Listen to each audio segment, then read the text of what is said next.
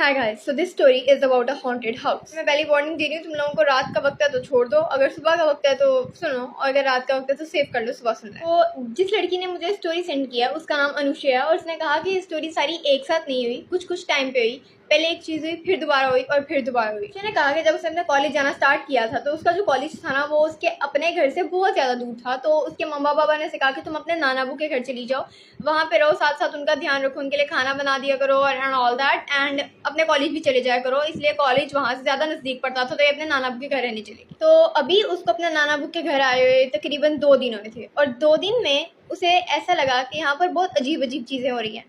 इस रात वो अपनी कज़न के साथ पर वाले रूम में बैठी हुई थी। लाइक वो इसकी कज़न का रूम था, इसका नहीं था। इसका जो रूम है ना वो नीचे वाले फ्लोर पे है, इसके नाना बू के रूम के बिल्कुल सामने। तो ये दोनों लड़कियां बैठ के ऊपर वाले रूम में असाइनमेंट करी होती हैं। मैंने अनुष्या ने अपना ज्योमेट्री पाउच लेने के लिए नीचे वाले फ्लोर पे जाना था अपने रूम में, तो वो अपनी कज़न को कहती है मैं नीचे से अपना ज्योमेट्री पाउच लेके आती हूँ। तो वो ना सीढ़ियों से नीचे जा रही होती है। अभी वो 2-3 सीढ़ियों से नीचे जाती है, मिड में होती है सीढ़ियों के, कि उसे ऐसा लगता है कि वो उसे बहुत जोर से धक्का दे रहा है। लाइक एक हवा जैसी एनर्जी है जो उसे नीचे की तरफ पुश कर रही है। इसी चीज के अंदर अंदर उसका ध्यान भटक जाता है and something pushed her really badly, और वो बहुत जोर से नीचे गिरती है सीढ़ियों से। लाइक 5-6 सीढ़ियां रह जाती हैं तब वो नीचे गिरती है। वो बच जाती है, लेकिन वो अपनी कजन को कुछ नहीं बताती, क्योंकि उसे लगा था कि मे बी उसका पाँव स्लिप हुआ था या किसी वजह से वो जो गिरी है वो मतलब ऐसी वैसी कोई बात नहीं। नेक्स्ट डे उसकी कजन अपने घर चले जाती है, और आज ये और इसके नाना बू घर में अकेले थे। तो इसके नाना बू शाम को इसके पास आते हैं और कहते हैं कि मैंने डॉक्टर के पास जाना है, मेरा चेकअप है, तो मैं जा रहा हूँ, तुम पीछे से अपना ध्यान रखना। ये कहती है इट्स ओके। वो चले जाते हैं, और ये रेस्ट करने के लिए 7 बजे के करीब ना, शाम के 7 बजे के करीब अपने बेडरूम में होती है, बेड पे लेटी होती है। तो ये उठती है कबर्ड के अंदर से कपड़े निकालने के लिए। तो अब ये बेड से पाँव नीचे रखती है ना, तो कल वाली वजह से इसके पाँव पे ना मोच आई हुई थी, तो ऐसे सही तरह चला नहीं जा रहा था। जब भी बेड से नीचे स्टेप रखती है तो जमीन पे इसको ऐसे लगता है कि किसी ने इसके दोनों पाँव को ऐसे पकड़ के फुल जोर से बेड की तरफ खींचा है, नीचे की तरफ।